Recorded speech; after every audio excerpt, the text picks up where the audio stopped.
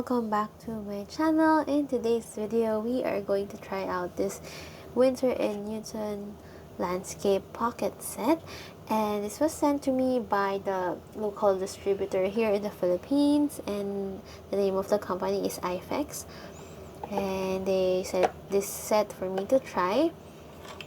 So it looks like this on the inside. So I already took out the packaging, but it looks like this. And then you have this brush. I really love this brush because it's so cute and very compact, and if you're gonna paint outside, this is very handy.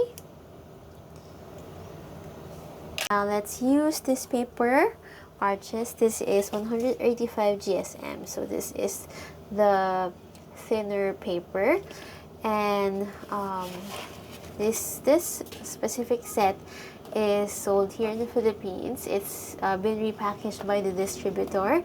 I really love that they made this set of just 5 sheets, so you can really try out this paper first before you commit to buying an entire block of watercolor paper. And for me, this thickness is actually okay for me. Of course, it's definitely a lot thinner. You can see that I can bend this paper, but if you do that to a 300 GSM paper, it's more difficult. Anyway, but for the price, I would say this is like already good enough. Okay, so first let's try to swatch this. I haven't used the Cotman brand in a long time, to be honest. Yeah, so I'm excited to try it again. I have the regular set, but it's nice that they have this landscape one, and I think they have different themes. They have a floral set and a portrait set. So this is quite okay in terms of picking up the pigment. You can easily get the color.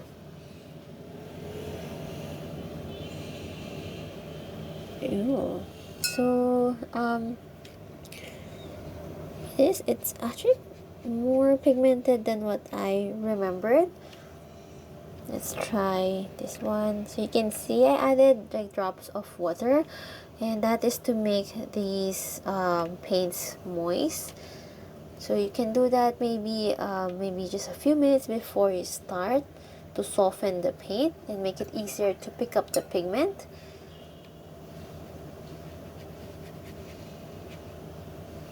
Okay, now let's try ultramarine.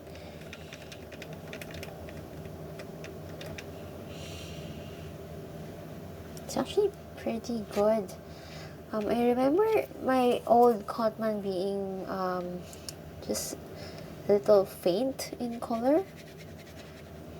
I'm not a landscape painter, but I will be like reviewing this from somebody who paints florals.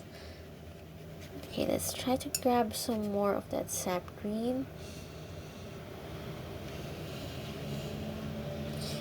Okay, so this one doesn't feel as pigmented compared to my other artist grade sets. So Cotman is their student grade line, just in case you're not familiar with the Winsor & Newton.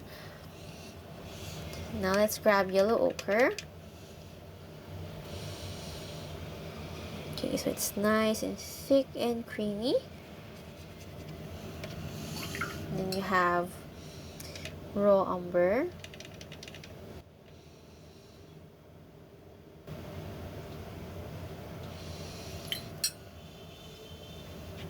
Okay, so I added too much water here.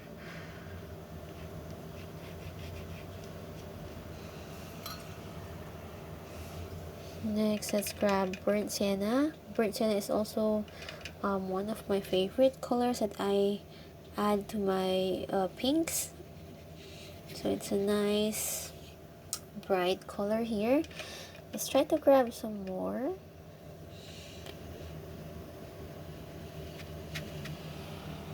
Okay. Next we have Payne's Gray. I'm so happy that there is Payne's Gray in this set, because you seldom see this color in sets like this. Okay, so that is nice and dark. Really good. Just gonna rinse my brush. Then let's try to fade it. So this Payne's gray has almost looks like black to me.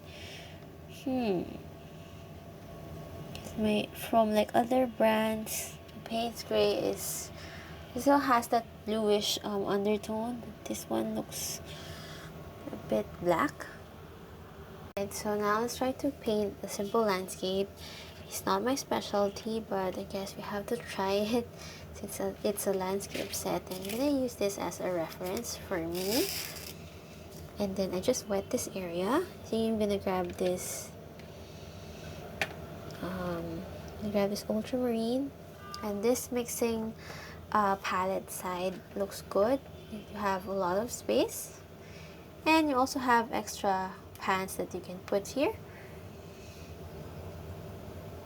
So I'm just gonna do this wet on wet technique so that you can see how the paint flows.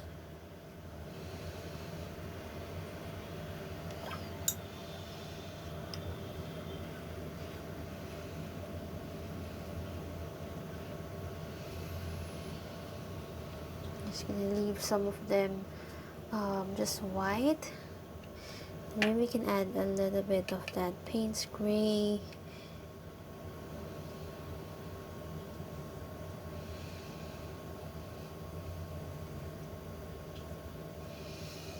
And then next I'm gonna grab this sap green.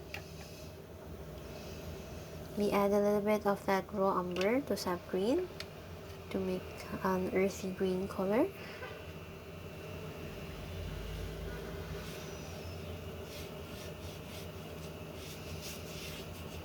And add some Payne's gray for like a darker grass.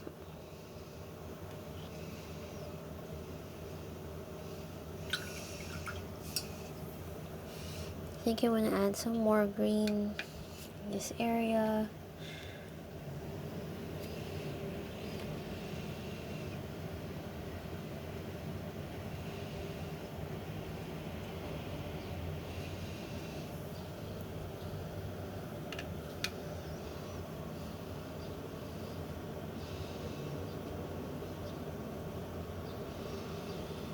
Maybe add some. So I'm just gonna keep it loose using Payne's gray.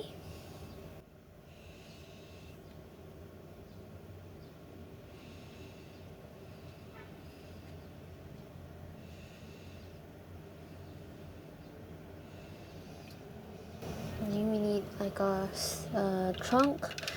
I'm gonna use raw umber with a little bit of burnt sienna.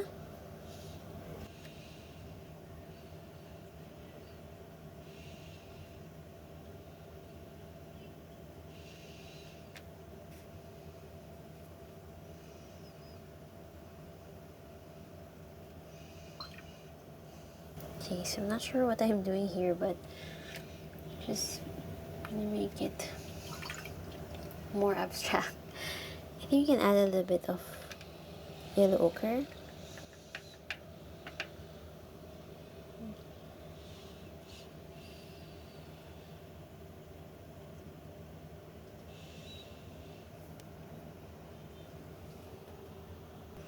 Okay, I think it's best to leave this as is and just add more details later on. Next, maybe we can try to use this crimson and paint a flower. Of course, we need to paint a flower. So far, I do like this set. Well, I haven't mixed the colors. I use most of them straight from the pan. So I think we can let's add some burnt sienna to this crimson, just to tone down that red.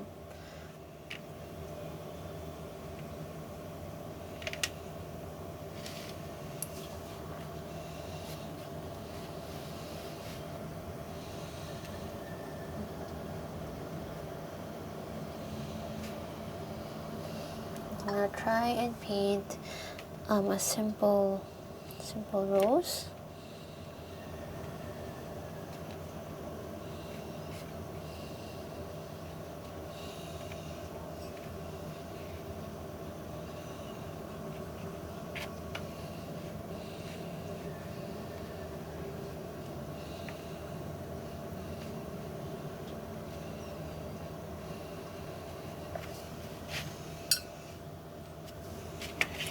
try to mix violet and mix these two colors.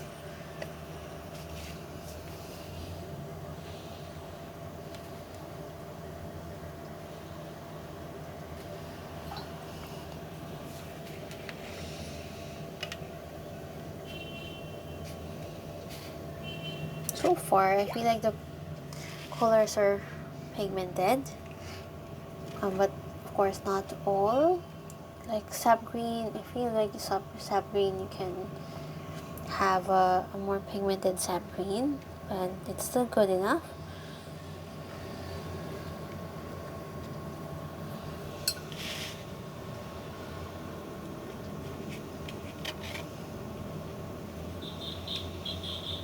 Let's add some raw umber or sap green.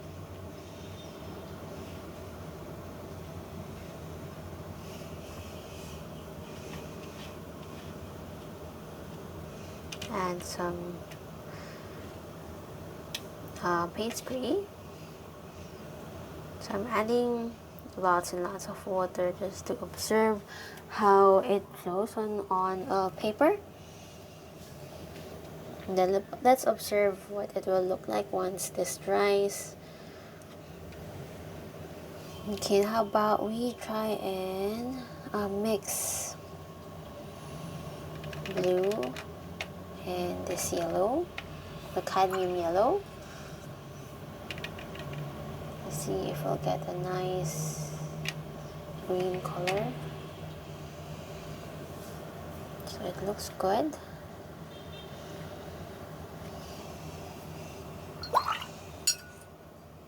Let me just clean this up. Okay.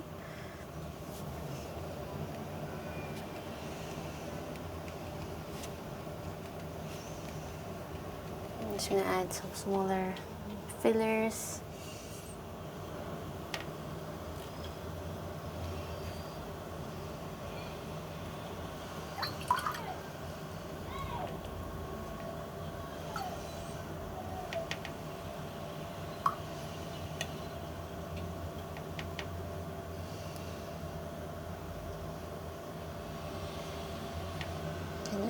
The white flour I'm using just paint spray and diluting it in like a lot of water to create this white flour.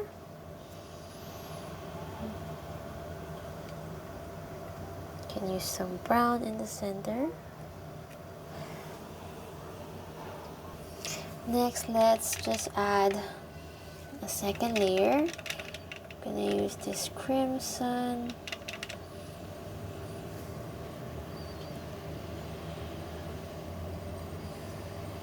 So this, I feel like this paint is actually good for beginners, but just have to be informed that some colors are just not as pigmented, and you have to like grab a lot of paint to achieve that that opacity.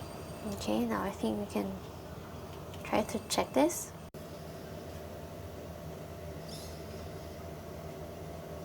We need to add this horizon, make it more defined.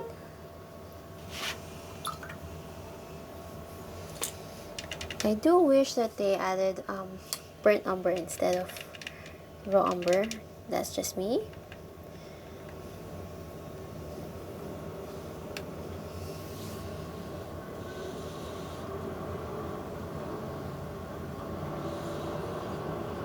Add some black to make it darker.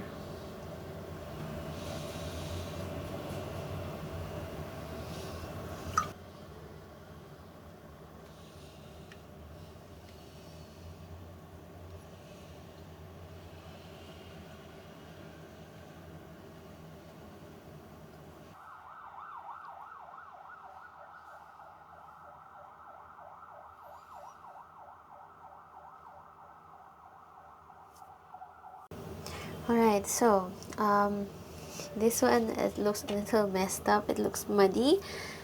I think I overworked this area, but for landscape, personally, I think this is okay. This set is okay. I just wish this raw umber was a bit darker. And then for florals, definitely you can also use this set for florals. I like that you have one of the basic colors and you can mix them to create more colors.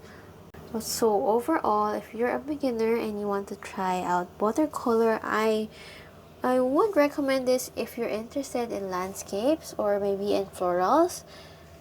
Just keep in mind that, of course, since you're using student grade paint, I feel like there are also limitations, like with how pigmented it is. But for me, when you're starting out, you just use whatever you have in that's within your budget. If this is within your budget, I would say it's already a great choice. The colors or the paints are quite translucent. They're not chalky. That is one characteristic that you have to look for when you're looking for a student grade paint. You don't want a chalky paint. It definitely has a resemblance to artist grade paints, except that it's of course not as pigmented. So yeah, that's it for my mini review. I hope that you enjoyed this video. Don't forget to like this video and subscribe to my channel for more art videos in the future. So that's it. Thank you again. Bye!